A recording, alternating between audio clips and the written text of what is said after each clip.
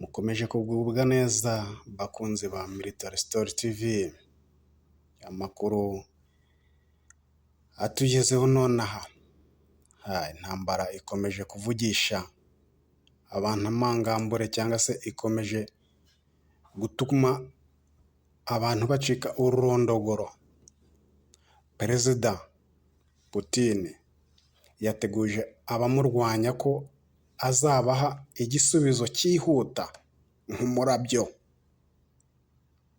Ibi Perezida Vladimir Putin w'Uburusiya yateguje ibihugu bikomeje kwivanga mu ntambara yo muri Ukraine ko nibiba ngombwa azifashisha intwaro zigezweho afite, kandi ko zizatanga igisubizo cyihuta nk'umurabyo. Amagambo akomeye ya Perezida Vladimir Putin. Putin yabwiye inteko ishinga amategeko kuri uyu wa gatatu ko Uburusiya bufite intwaro zihagije zatuma burwanya umuntu uwo ari we wese washaka kwivanga mu bibazo bye na Ukraine. Yagize ati, nihagira uwiyemeza kwivanga mu birimo kuba aturutse hanze tukabona atubangamiye mu buryo bukomeye, bakwiye kumenya ko igisubizo cyacu kuri izo nzitizi kizaba cyihuta kinyaruka nk'umurabyo. Vladimir Putin, umugabo utavugirwamo, umugabo ukora ikintu akavuga ngo akaba kabe. Yakomeje ati, dufite ibikoresho byose byatuma tubigeraho, ibikoresho bidashobora kuvugwaho n'uwo ari we wese uretse twe, ariko ntabwo tugiye kubyirata, tuzabikoresha nibiba ngombwa.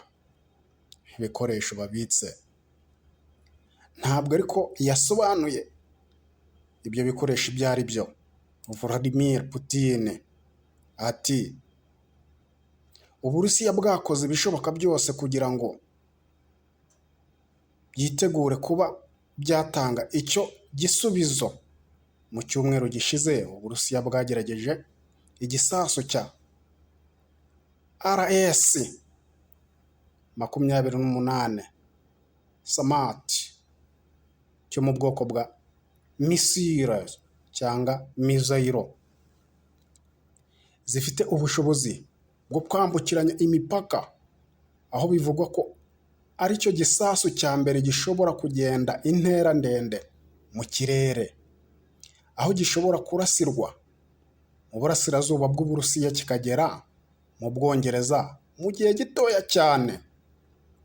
Ni igisasu gishobora gutwara ibindi bifite kandi kikihuta kurusha umuvuduko w'ijwi. Uko mvuze kiba kigiye ibirometero n'ibirometero, cyogoza inyanja. Aho gikoranye ikoranabuhanga rigezweho rya hypersonic, iki gisasu ntigishobora kubonwa n'uburyo bugezweho bukumira ibitero bya missile, hari ibyo bita air defense system. Uretse ko nubwo cyaboneka bigoye cyane ko cyakumirwa kuko gifite umuvuduko uhambaye, kandi kikaba kibonwa na radari cyamaze kwegera cyane aho kiri buraswe. Vladimir Putin, umugabo w'uburakari budasanzwe.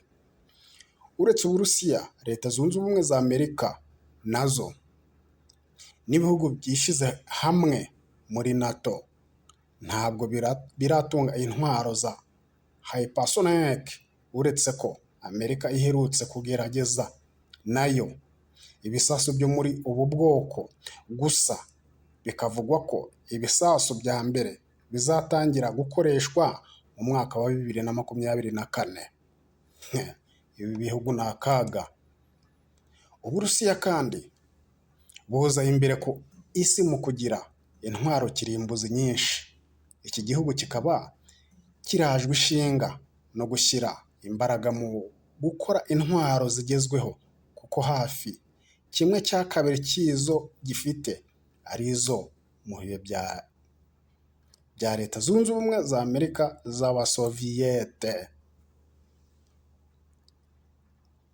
Igenekereza ry'abashakashatsi mu bijyanye n'intwaro kirimbuzi rigaragaza ko Uburusiya ari bwo bufite intwaro nyinshi ku isi zifite ibikoresho bigera muri 5,977 bya nuclear warheads zishobora guteza iturika rya kirimbuzi.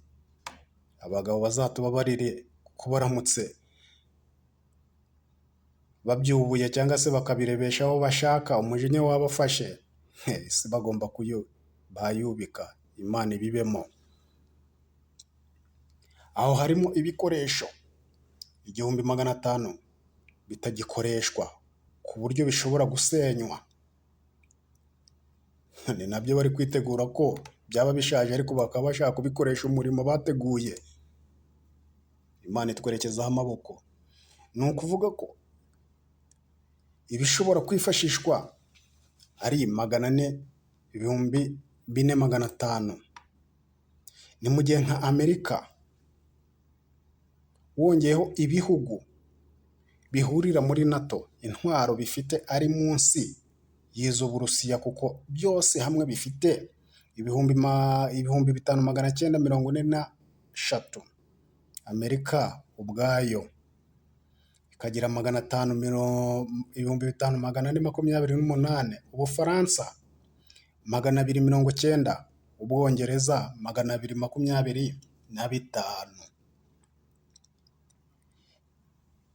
Igenekereza riragaragaza ko ibihugu 9 ari byo bifite intwaro kirimbuzi, ari byo Uburusiya, Leta Zunze Ubumwe za Amerika, Ubushinwa, Ubufaransa, Ubuhinde, Israel, Koreya ya Ruguru, Pakistan n'Ubwongereza. Bakunzi ba Military Story TV, ibi nibyo twabashe kubategurira mu makuru ari hacacana none aha ngaha, ibivugwa ku ntambara yiyogoje imbaga nyamwinshi hariya muri Ukraine. Imana idufashe aba bagabo uburakari bwabo ibucubye, isi itaza korekama. Murakoze. Nakagaruka kuri Military Story TV naho ubundi. Imana ibibemo.